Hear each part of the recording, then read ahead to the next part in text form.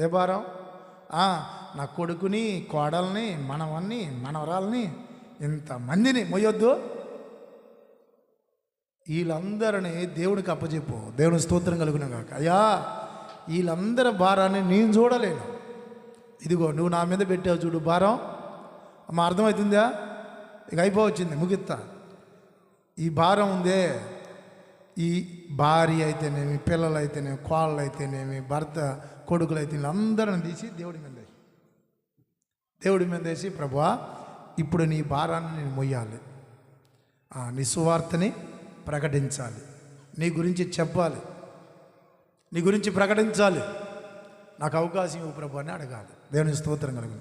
ఆ భారాన్ని నువ్వు ఎత్తుకుంటే నీ కుటుంబ భారం అంతా ఆయన మోస్తాడు. దేవుని స్తోత్రం కలుగును గాక.